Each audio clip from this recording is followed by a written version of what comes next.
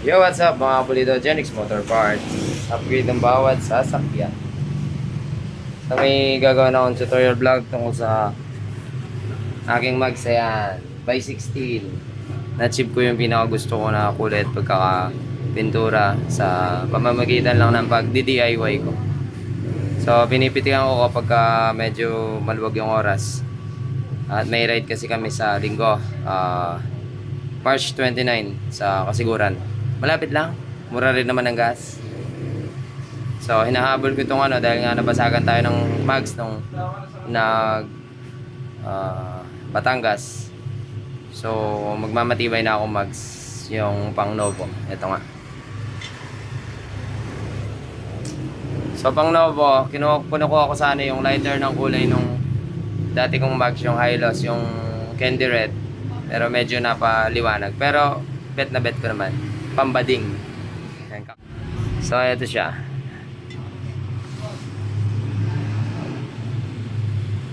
Yan, DIY ko lang. Bali hindi ito powder coat ha. Mukha lang. Yan. Yan o.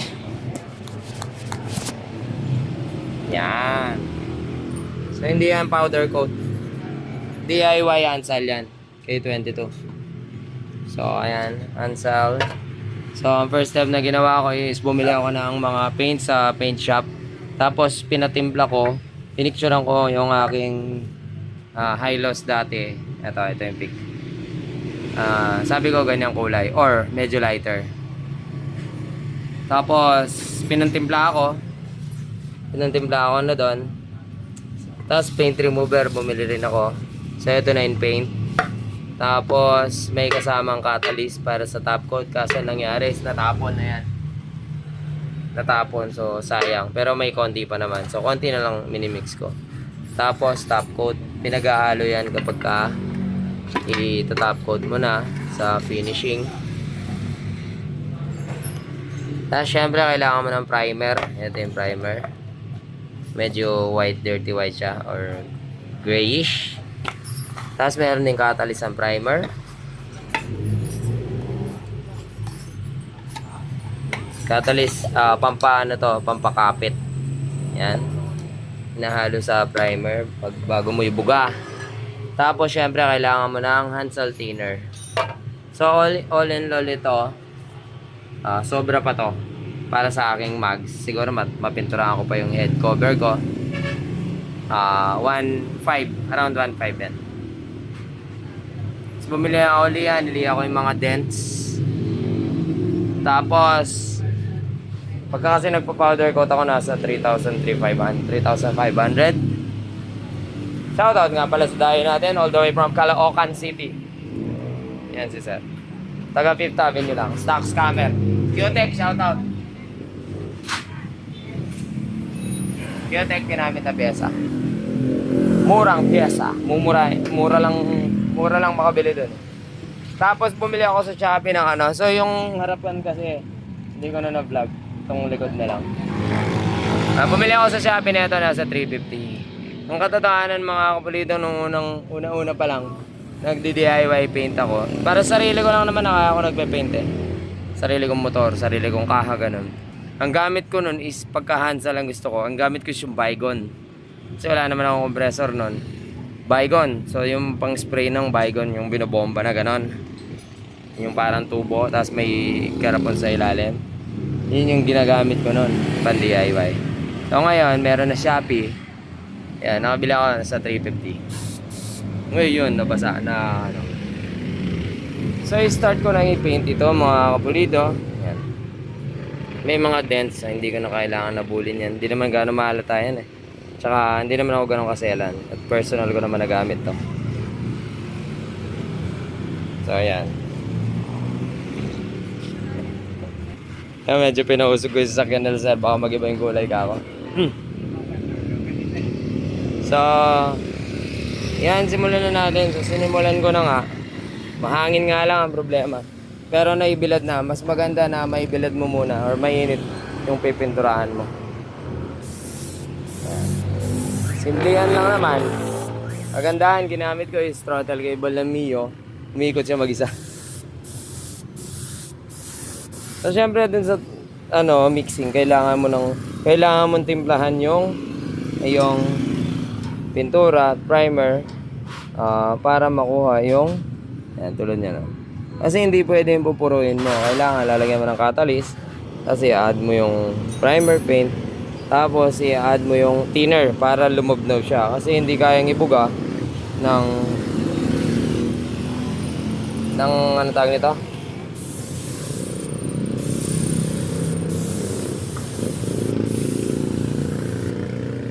Anong tawag doon? Nakalimutan ko. Hindi kayang ibuga ng nozzle kapag masyadong malapot. So kailangan medyo malabnaw lang. Magaspang siya. So ibig sabihin medyo magaspang yung paint niya. So ibig sabihin masyado siyang malapot. So dagdagan ko ng thinner. So ito nga yung thinner. Ano? Size na ning 6.5. Ay nito ang pagkaya ay para gatang thread repair ay na yung gawage. So 6.5 mo nito. Dali lang nag-install ng oil cooler si Momon eh. Yan, ini. Kailangan diretso yan Soko tayong thinner natin. Hirap. Vlogger mechanic. Tinatawanan ng marami. Kasi vlogger mechanic daw.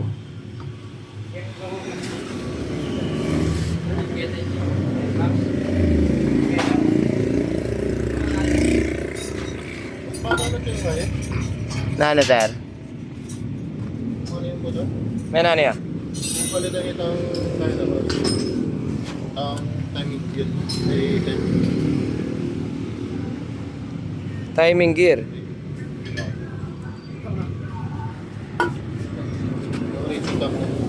Mag-racing cam ka?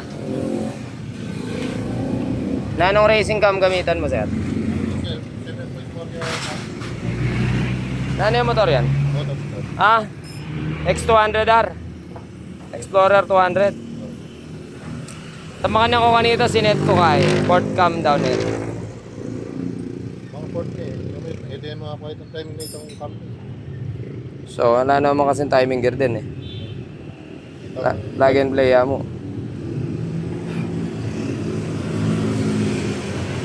Number mo sabihin sir. So yan, feeling ko okay na siya. Yan, unahin ko na muna pan-testing lang dito sa looban.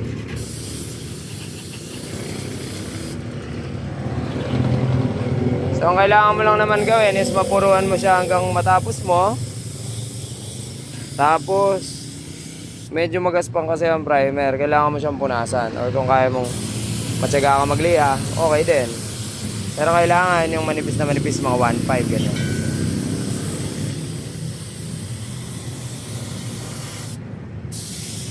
Hindi naman ako painter. Hindi ako painter mga kapolito. Pero kahit pa paano kaya kong gumawa ng sarili.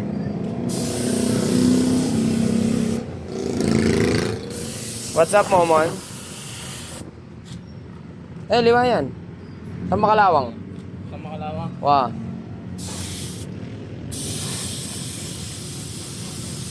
Papuruin lang natin hanggang makompleto siya na may pintura na paikot sa ilalim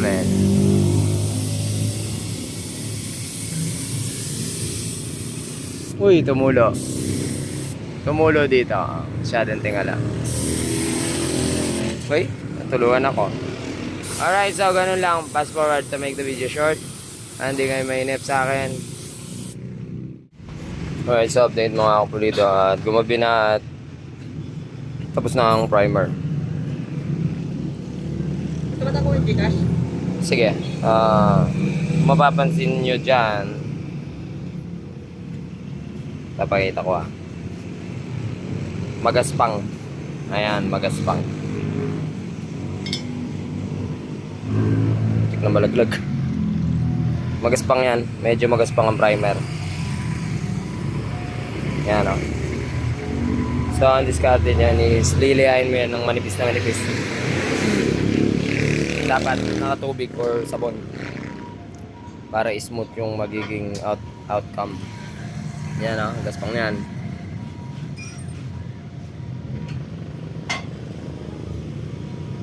Gaspang.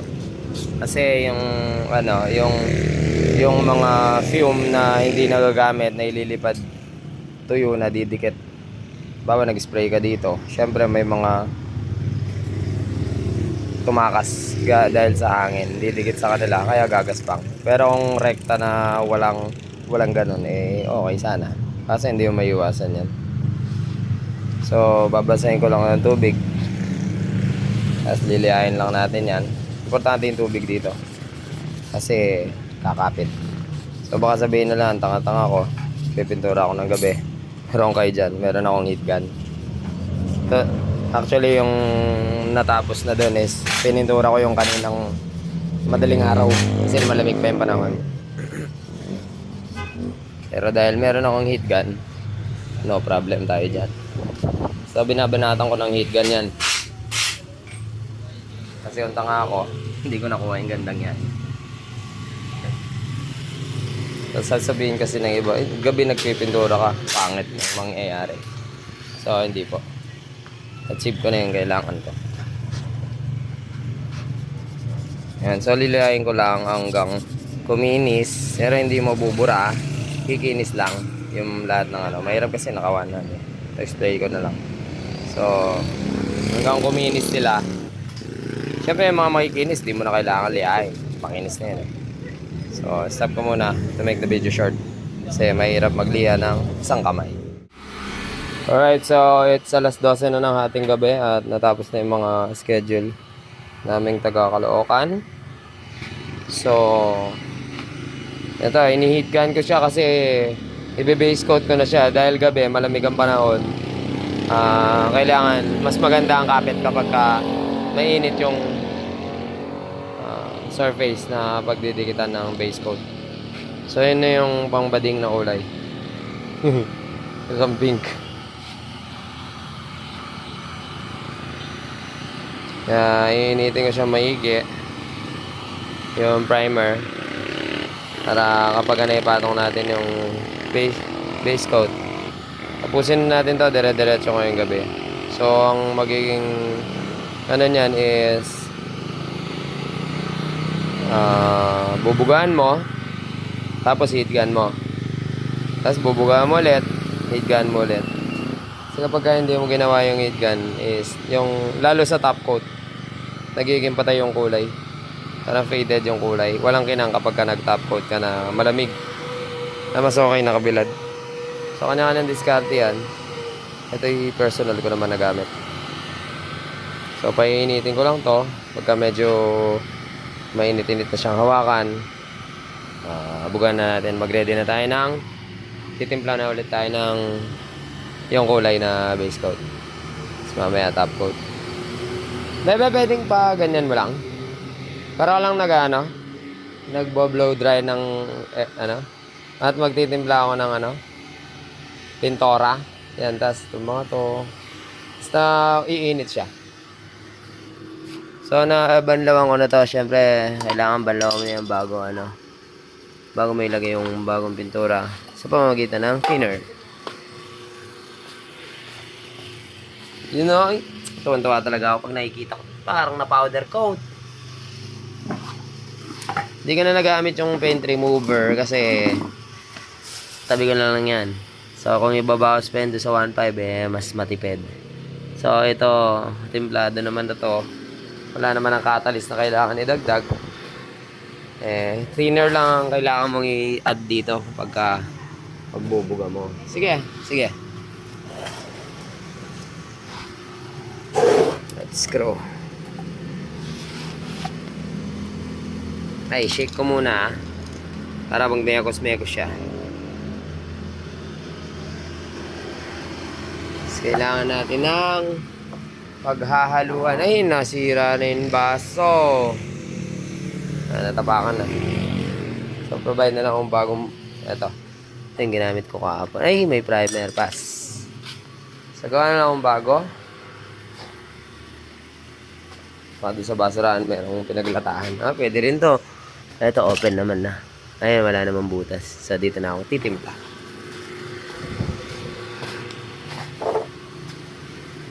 Try mo ang kapayan kung medyo mainit na. Asawa ko. Hindi pa? Medyo mainit na? So, pwede na... Mainit na? Pwede na kainin. Dami pa, oh. Meron pa ako para sa head cover ko niyan. Yan, konti lang. Para... Ano? Para ano? Yan, tapos lalagyan natin ng... Locker thinner. Ansel thinner. Yung ginagamit pag sa mga sasakyan. Automotive.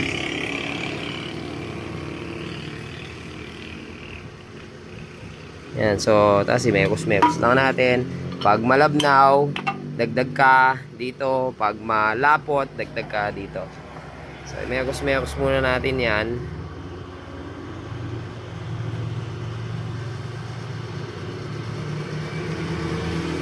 Tapos, salin na natin. Alright. Alright, so nailagay ko na nga ni Dine. Pasadaan na natin. Yan, oh. Mukha siyang orange kapag kaunang buga eh.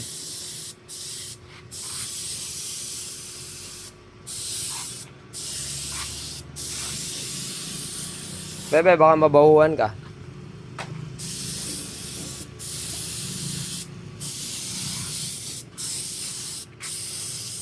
Yan, oh. Hindi po ako professional dito, ah. Bali, DIY lang ako.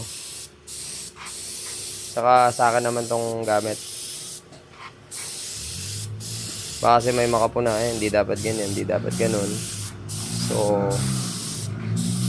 wala po. Hindi ako nag-training. Sariling idea ko na lang kung paano ko gagawin.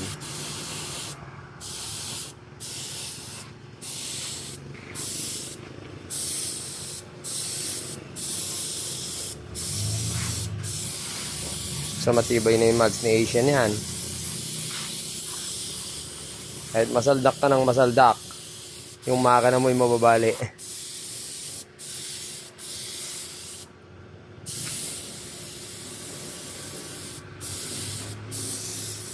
Ayan, so pasadahin lang natin pa ikot to para hindi ako mahirapan. Right, balikan ko kayo. Alright, update. So ayan, last base coat na yan. Twice ko siyang pinatungan. Kaya makapal-kapal na yan, mga kapulido. So yung final natin yan is yung top coat, clear coat. So ini-heatgun ko siya para maganda yung texture. Tsaka maganda yung kapit. Dahil malamig itong panahon, gabi. Pero hindi katangahan yan kasi may heat gun tayo. Mine-maintain ko siyang heat gun after ng coating para solid. So sa top coat naman is yun yung clear para makintab din siya. Tsaka ang top coat is yung pinaka-shield ng ating pintura. Kasi may catalyst din ng top coat, kumbaga matigas siya. So yun yung isa pala. Ayan, medyo mainit na naman yan. Pwede tayo magtimpla ng top coat. Yung isa na ilagay ko na yung gulong. Alright. Yan, ilagay ng gulong. Yung bearing medyo luma na siguro to. Luma na nga.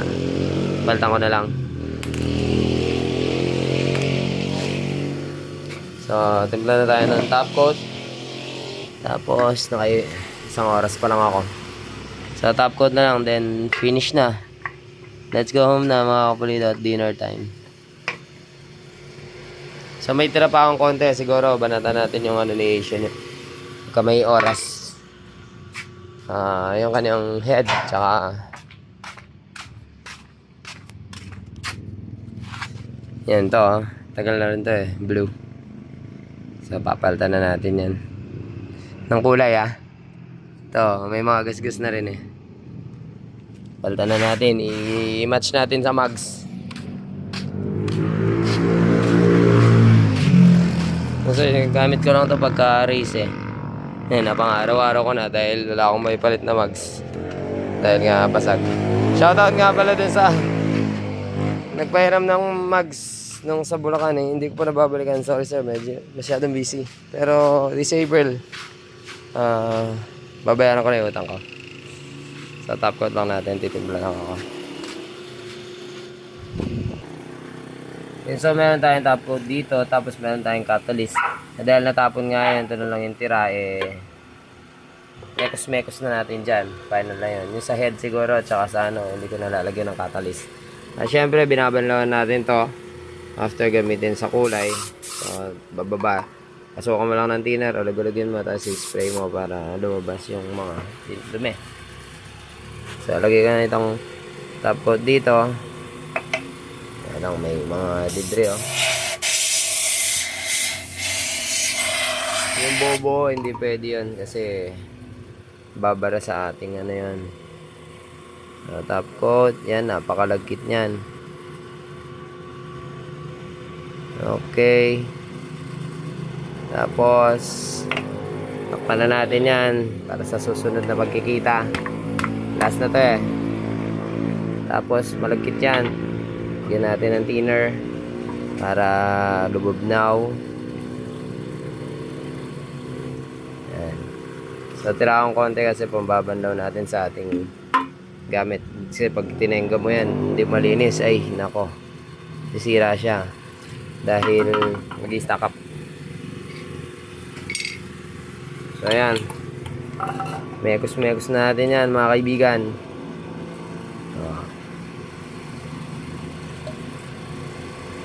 Mekos-mekos mo yan, nahalo yung catalyst, thinner, tsaka yun ano, magiging iisa. Makinang yan, makintab. Tapos, matigas. Clear coat. So, yan, salin ko na doon, tapos bugaan na natin yan, tapos tingnan na natin ang final. Salamat sa patuloy na pagsubaybay sa Genrix. Sabangan nyo na lang kung magiging itsura niya pag nakalagay na sa motor. Friday, Saturday ko pa siguro may sasalpak, eh, pero hindi ko na may sasali sa video na to. Sabangan kayo sa mga rides, mga kapulido. Alright, so tuloy tayo mga kapulido. Yan ang kintabo.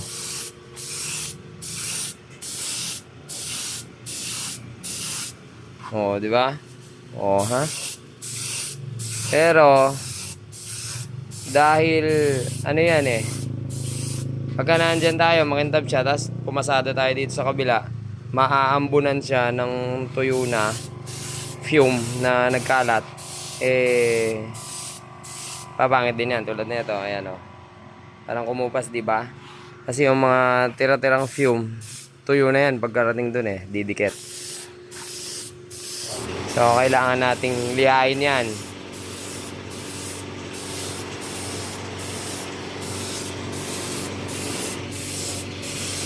Ayan, tulad niya, makintab yan. Tapos doon, hindi. Namuti.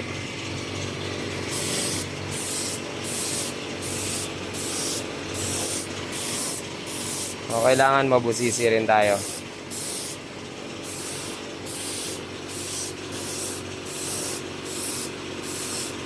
So, ayan. Tapusin ko lang to mga kapulido.